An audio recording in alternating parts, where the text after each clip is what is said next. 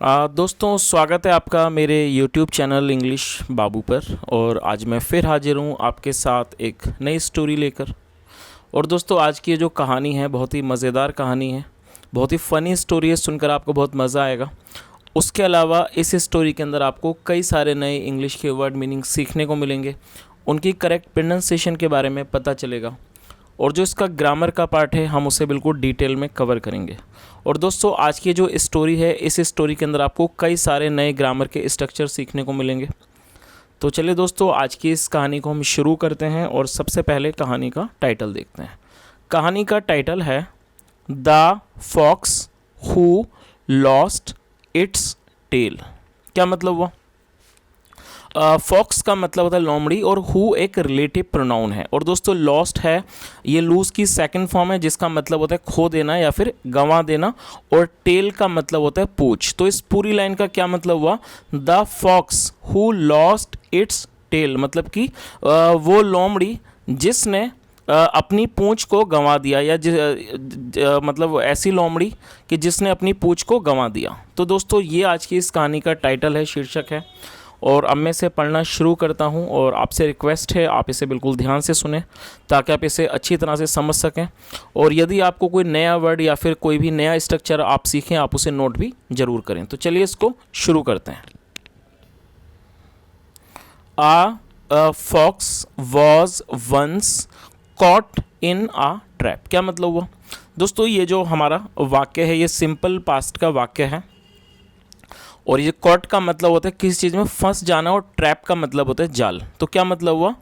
A fox मतलब कि एक लोमड़ी, वॉज वंस, वंस मतलब एक बार, मतलब कि एक बार एक लोमड़ी जाल में फंस गई। ट्रैप का मतलब जाल। It was only after a tough struggle that it could get free. क्या मतलब हुआ?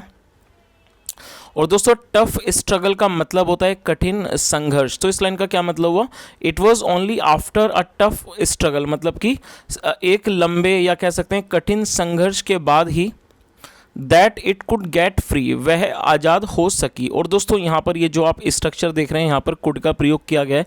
तो जब भी आप कोई ऐसा वाक्य बनाते हैं जहाँ पर आपके जो वाक्य की जो टेल है उसका लास्ट जो वर्ड है उसकी टेल पर वो सका, सकी, सके, पाया, पाई, पाए, आए, तो वहाँ पर आपको कुड का प्रयोग करना होता है। तो जब भी आप कोई ऐसा वाक्य बनाएं जहाँ पर आपके सेंटेंस में सका, सकी आए, तो वहाँ पर कुड का प्रयोग किया जाता है, और कुड के बाद हमेशा ही वर्ब की फर्स्ट फॉर्म का प्रयोग किया जाता है। तो इस पूरी लाइन का क्या मतलब हुआ कि it was only after a tough struggle, मतलब एक कठिन संघर्ष के बाद ही that it could get free, वह आज़ाद हो सकी, मतलब वह आज़ाद हो सकी या उससे जगह से छूट सकी। फ्री मतलब होता है किसी जगह आज़ाद होना। और दोस्तों ये एक एडजेक्टिव है, और ये और जैसा मैंने आपको बताया सका, सकी के लिए कुड का प्रयोग किया जाता है। और जो यहाँ पर ये इट का प्रयोग किया गया है, ये जो इट है ये उस लोमड़ी के लिए यूज़ किया गया। और दोस्तों आपको ये चीज़ हमेशा ही याद रखनी है कि जब आप किसी भी एनिमल के लिए, किसी पशु जानवर के लिए आप कोई भी प्रोनाउन का यूज़ करते हैं तो वहाँ पर आपको इट का प्रयोग करना होता है। तो इसका मतलब हुआ कि वो एक कठिन संघर्ष के बाद वो वहाँ से छूट सकी या आज़ाद हो पाई। चलिए आगे देखिए। But to her sorrow, its beautiful tail had been cut off and left in the trap। क्या मतलब हुआ? बट टू हर सोरो, और दोस्तों सोरो एक नाउन है जिसका मतलब होता है दुख। बट टू हर सोरो, लेकिन उसके दुख के लिए इट्स ब्यूटीफुल टेल, और यहाँ पर जो इट्स का मतलब है कि उसका। और जैसा मैंने आपको बताया कि जब हम किसी भी एनिमल के लिए या मतलब किसी पशु के लिए प्रोनाउन का यूज़ करना चाहते हैं तो वहाँ पर इट का प्रयोग करते हैं, और जब हम इट के साथ को जोड़ना चाहते हैं तो इट्स का प्रयोग किया जाता है। तो क्या मतलब हुआ? इट्स ब्यूटीफुल टेल, जो उसकी सुंदर पूंछ थी, had been cut off. Had been cut off मतलब वो कट चुकी थी या काट दी गई थी या कट गई थी। And left in the trap, left का मतलब होता है रह जाना, and left in the trap, और जो उसकी कटी हुई पूंछ थी वो जाल में, जो ट्रैप था, वो जो जाल था उसमें वो रह गई। चलिए आगे देखिए। हाउ अगली आई शैल लुक। क्या मतलब हुआ? और दोस्तों अगली एक एडजेक्टिव है जिसका मतलब होता है बदसूरत या फिर कुरूप। तो क्या मतलब हुआ इस लाइन का? हाउ अगली आई शैल लुक, मतलब कि मैं कितनी बदसूरत लगूंगी या मैं कितनी बदसूरत दिखूंगी। मोन्ड द फॉक्स, मोन का मतलब होता है किसी बात पर दुख जाहिर करना, मातम करना। मोन्ड द फॉक्स, ये जो लोमड़ी थी उसने दुख व्यक्त किया। Want the other foxes laugh at me, और दोस्तों ये क्वेश्चन मार्क है तो, और ये जो हमारा सेंटेंस है ये इंट्रोगेटिव सेंटेंस है और ये फ्यूचर इंडेफिनिट का इंट्रोगेटिव सेंटेंस है। और जब भी वांट का प्रयोग किया जाता है WON के बाद एपेस्ट्रोफी टी का, इसका मतलब विल नॉट होता है। तो इस पूरी लाइन का क्या मतलब हुआ, want the other foxes laugh at me, मतलब कि क्या जो दूसरे लोमड़ियाँ हैं, अन्य जो लोमड़ियाँ हैं, क्या वो मुझ पर नहीं हंसेंगी। एट मी मतलब मुझ पर। तो इस पूरी लाइन का क्या मतलब हुआ, हाउ अगली आई शैल लुक, मतलब मैं कितनी बदसूरत लगूंगी या दिखूंगी। मोन्ड द फॉक्स, वो जो फॉक्स थी, जो लोमड़ी थी, उसने दुख व्यक्त किया। Want the other foxes laugh at me, मतलब क्या जो अन्य लोमड़ियां हैं वो मुझ पर नहीं हंसेंगी। और दोस्तों यहाँ पर आप इस चित्र को भी देख सकते हैं कि जो लोमड़ी है उसकी जो पूंछ थी वो जाल में फंस गई थी, इस एक ट्रैप में, जिसकी वजह से वो पूंछ कट गई और ये यहाँ पर इसको देख रही है। चलिए आगे देखिए। Thinking hard the fox hit upon a plan to save herself from being laughed at, क्या मतलब हुआ, थिंकिंग हार्ड, थिंक का मतलब होता है सोचना, और ये फोर्थ में थिंकिंग हार्ड मतलब कि काफ़ी ज़्यादा सोचने के बाद, बहुत अधिक सोचने के बाद। The fox hit upon a plan, दोस्तों हिट अपॉन अ प्लान का मतलब होता है किसी विचार का सूझना या फिर कोई योजना बनाना। तो क्या मतलब हुआ, थिंकिंग हार्ड मतलब बहुत सोचने के बाद। The fox hit upon a plan, जो फॉक्स थी, जो लोमड़ी थी, हिट अपॉन ए प्लान, उसको एक विचार सूझा या उसने एक योजना बनाई। टू सेव, सेव मतलब बचाना, बचाने की, हर सेल्फ खुद को बचाने की, फ्रॉम बीइंग लाफ्ड एट मतलब खुद पर हंसे जाने से। तो इस पूरी लाइन का मतलब क्या हुआ है, मैं आपको अच्छे से एक्सप्लेन करता हूँ ताकि आप इसको पूरी इस स्ट्रक्चर को समझ सकें। थिंकिंग हार्ड मतलब कि बहुत ज़्यादा विचार करने के बाद, बहुत ज़्यादा सोचने के बाद। The fox hit upon a plan, ये जो फॉक्स थी, ये जो लोमड़ी थी, उसको एक विचार सूझा या कह सकते हैं उसने एक योजना बनाई। To save herself from being laughed at मतलब खुद को बचाने से, किस चीज़ से बचाने से, टू सेव हर सेल्फ मतलब खुद को बचाने से, फ्रॉम बींग लाफ्ड एट खुद अपने ऊपर हंसे जाने से। तो दोस्तों इस लाइन का आपको मतलब यहाँ तक अच्छे से समझ में आ गया होगा। जैसे कि हमने देखा इस स्टोरी के अंदर एक जो लोमड़ी थी, उसकी पूंछ जो थी वो एक जाल में फंस गई थी, और जब वो उसने काफ़ी मुश्किल से जब वहाँ से वो आज़ाद हुई तो उसकी जो पूंछ थी वो कट गई, जो जाल में ही रह गई। उसके बाद उसने सोचा कि मैं कितनी बदसूरत लगूंगी और जो दूसरी लोमड़ियाँ हैं शायद वो उसके ऊपर हंसेंगी। तो इसी वजह से यहाँ पर उसके दिमाग में एक विचार आया, और वो उसने विचार क्यों किया, to save herself from being laughed at, ताकि वो अपने आप को अपने ऊपर दूसरों के द्वारा हंसने से अपने आप को बचा सके। चलिए आगे देखिए। It called a meeting of its friends and said, क्या मतलब हुआ। और दोस्तों जैसा मैंने आपको ऊपर बताया था, ये जो इट है ये पशुओं के लिए, एनिमल्स के लिए यूज़ किया जाता है, और ये एक प्रोनाउन है। तो आपको ये चीज़ हमेशा याद रखनी है कि जब भी आप किसी एनिमल के लिए प्रोनाउन का यूज़ करते हैं, मतलब कि सर्वनाम का, तो आपको वहाँ पर इट का प्रयोग करना होता है। और कॉल का मतलब होता है बुलाना। इट कॉल्ड अ मीटिंग मतलब उसने एक मीटिंग बुलाई, या कह सकते हैं उसने एक मीटिंग को मतलब मीटिंग का मतलब हो गया एक तरह की सभा। उसने एक सभा को आयोजित किया, उसने एक सभा बुलाई। ऑफ इट्स फ्रेंड्स अपने दोस्तों की, एंड सैड और कहा। चलिए आगे देखिए क्या कहा उसने। ब्रदर्स एंड सिस्टर्स मतलब कि भाइयों और बहनों। Have you ever wondered why after all we carry these long tails, क्या मतलब हुआ। उसने क्या कहा, ब्रदर्स एंड सिस्टर मतलब कि भाइयों और बहनों। हैव यू एवर वंडर्ड, दोस्तों ये जो हमारा वाक्य है हैव यू एवर वंडर्ड, ये प्रेजेंट परफेक्ट का इंटरोगेटिव वाक्य है। और आपको ये चीज़ याद रखनी है कि जब भी आप प्रेजेंट परफेक्ट में कोई वाक्य बनाते हैं तो वहाँ पर हैज़ या हैव का प्रयोग किया जाता है हेल्पिंग वर्ब के रूप में, जैसा यहाँ पे आप देख सकते हैं हैव का प्रयोग किया गया है, और साथ में वर्ब की थर्ड फॉर्म का प्रयोग किया जाता है।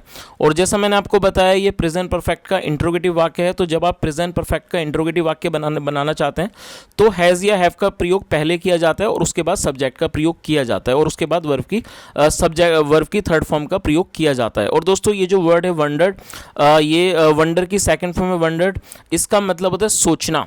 सोचने के लिए एक और वर्ड यूज़ किया जाता है थिंक, उसका मतलब ही सोचना होता है। लेकिन अब आप ये सोचेंगे कि यहाँ पर थिंक का प्रयोग क्यों नहीं किया गया है, वंडर क्यों लगाया गया, तो आपको इस चीज़ का भी अर्थ समझना है कि थिंक और वंडर में क्या डिफरेंस होता है, क्या उसमें फ़र्क होता है। थिंक का मतलब होता है सोचना, जब हम सामान्य तौर पर कोई चीज़ सोचते हैं तो वहाँ पर थिंक लगाते हैं। लेकिन जब हम कोई चीज़ हटकर सोचते हैं, जो आम तौर पर हम जिस चीज़ के बारे में विचार नहीं करते हैं, और अगर हम उस चीज़ के बारे में सोचें जो कि एक सामान्य बात ना हो, तो वहाँ पर हमें वंडर का प्रयोग करना होता है। तो ऐसी कोई भी चीज़ जो सामान्य तौर पर हम नहीं सोचते हैं, कुछ हटकर हम सोचते हैं, तो वहाँ पर हम थिंक का प्रयोग नहीं करते हैं, वंडर का प्रयोग करते हैं, और ये थर्ड फॉर्म है वंडर्ड। तो इस पूरी लाइन का क्या मतलब हुआ। और दोस्तों मैं उम्मीद करता हूँ कि अब आपको थिंक और वंडर के अंदर अच्छी तरह से फ़र्क पता लग गया होगा। और कमेंट के माध्यम से मुझे आज ज़रूर बताएं कि यदि आपको इसके बारे में पहले से पता था या नहीं पता था, यदि आपका कोई भी इसके बारे में सुझाव हो, और यदि आपको पहली बार भी इस वर्ड के बारे में पता चला हो, थिंक और वंडर के डिफरेंस के बारे में, तो ज़रूर बताएं। तो चलिए दोस्तों इसको कंटिन्यू करते हैं। तो इस लाइन का क्या मतलब हुआ, उसने क्या कहा, ब्रदर्स एंड सिस्टर्स मतलब भाइयों और बहनों, हैव यू एवर वंडर्ड, क्या आपने कभी सोचा है, वाई क्यों, after all, why after all मतलब क्यों, वी कैरी, कैरी का मतलब होता है किसी चीज़ को ढोना, वाई वी कैरी मतलब हम क्यों ढोते हैं, दीज लॉन्ग टेल्स इन लंबी पूंछों को। तो इस पूरी लाइन का क्या मतलब हुआ, उसने क्या कहा कि भाइयों और बहनों क्या आपने कभी सोचा है, ऐसा वाई आफ्टर ऑल मतलब कि आखिर क्यों, we carry these long tails कि हम इतनी जो ये लंबी पूंछें हैं इनको क्यों ढोते हैं। चलिए आगे देखिए, let us cut them off and be free from their nuisance, क्या मतलब वो लेटस कट मतलब कि आओ हम इसको काट देते हैं, कट मतलब काट देना, कट दैम, और ये जो दैम है ये पूंछ के लिए इस्तेमाल किया गया। तो उसने क्या बोला कि लेटस कट दैम, आओ हम इसको काट दें, cut them off and be free, और आज़ाद हो जाएं, फ्रॉम देयर न्यूसेंस। और दोस्तों न्यूसेंस को आप नोट कर सकते हैं, ये एक नाउन है, इसका मतलब होता है किसी भी तरह की चिड़ या फिर किसी भी तरह की रुकावट, उसे न्यूसेंस कहा जाता है। तो उसने क्या कहा कि आओ इनको काट दें, और हम जो इससे जो रुकावट होती है, जो भी इस तरह का जो चिड़ है, एक तरह की जो रुकावट है, उससे हम आज़ाद हो जाते हैं। चलिए आगे देखिए, बट लेकिन the other foxes had noticed her cut off tail, क्या मतलब हुआ दोस्तों, ये जो वाक्य है हमारा, ये पास परफेक्ट का वाक्य है। और आपको ये चीज़ हमेशा याद रखनी है कि जब आप पास परफेक्ट में कोई भी वाक्य बनाते हैं तो वहाँ पर हैड के साथ वर्ब की थर्ड फॉर्म का प्रयोग किया जाता है। तो यहाँ पर हैड के साथ वर्ब की थर्ड फॉर्म का प्रयोग किया गया है, तो ये हमारा पास परफेक्ट का वाक्य है। और नोटिस का मतलब होता है किसी चीज़ पर ध्यान देना। तो इस लाइन का क्या मतलब हुआ, बट लेकिन द अदर फॉक्सेस, लेकिन जो दूसरी जो लोमड़ियाँ थीं, हैड नोटिस्ड उन्होंने नोटिस कर लिया था, मतलब उन्होंने देख लिया था, हर कट ऑफ टेल, हर कट ऑफ टेल मतलब उसकी कटी हुई पूंछ को उन्होंने देख लिया था। चलिए आगे देखिए, they laughed aloud and replied, aloud adjective है जिसका मतलब होता है जोर से। तो इस लाइन का क्या मतलब हुआ, दे लाफ्ड अलाउड। और दोस्तों ये जो दे है आप इसे नोट कर सकते हैं, ये एक प्लूरल नाउन है। जब भी सब्जेक्ट के अंदर एक से अधिक लोग शामिल होते हैं तो वहाँ पर हमेशा ही दे का प्रयोग किया जाता है। और आपको ये चीज़ हमेशा याद रखनी है कि दे एक प्लूरल नाउन होता है। तो क्या मतलब हुआ, दे लाफ्ड, दे का मतलब वे या फिर वे लोग। तो आप इसको यहाँ पर एनिमल्स के लिए भी यूज़ कर सकते हैं। दे लाफ्ड अलाउड मतलब वो बहुत ज़ोर से हंसे, एंड रिप्लाइड और उन्होंने जवाब दिया। चलिए देखते हैं क्या जवाब दिया, you used to say that tails looked very fine when your own was all right, क्या मतलब हुआ दोस्तों, इस वाक्य के अंदर यूज टू का प्रयोग किया गया है। और आपको ये चीज़ याद रखनी है कि यूज टू का प्रयोग जब किया जाता है जब आप पास्ट के अंदर किसी भी तरह की कंसिस्टेंसी को मतलब कि निरंतरता को दिखाना चाहते हैं। जहाँ पर आप ये दिखाना चाहते हैं कि पास्ट में कोई भी व्यक्ति किसी कार्य को किसी काम को बराबर किया करता था, आप किसी भी तरह की कंसिस्टेंसी को दिखाना चाहते हैं तो वहाँ पर हमेशा ही यूज टू का प्रयोग किया जाता है। और आपको ये चीज़ याद रखनी है कि यूज टू के बाद हमेशा ही वर्ब की फर्स्ट फॉर्म का प्रयोग किया जाता है। तो इस लाइन का क्या मतलब हुआ, उन्होंने क्या कहा, यू यूज टू से, आप कहा करती थी, दैट की टेल्स लुक्ड वेरी फाइन, जो पूछे हैं वो बहुत अच्छी दिखती हैं, when your on was all right, जब आपकी अपनी खुद की ठीक ठाक थी। तो इस पूरी लाइन का दोस्तों मतलब आपको समझ में आ ही गया होगा, यहाँ तक कि जो इसने जो मीटिंग बुलाई थी और जब उसने कहा कि भाई हम इसको काट देते हैं क्योंकि मतलब ये हमारे लिए रुकावट है, तो जो बाकी जो लोमड़ियाँ थी उन्होंने उसकी कटी हुई पूंछ को देख लिया था और वो बहुत ज़ोर से हंसे और उन्होंने क्या जवाब दिया कि आप ऐसा कहा करती थी कि जो पूंछ है वो बहुत अच्छी दिखती है जब तक आपकी खुद की मतलब जब आपकी खुद की जो पूंछ थी वो ठीक ठाक थी, जब आप ऐसा कहा करती थी।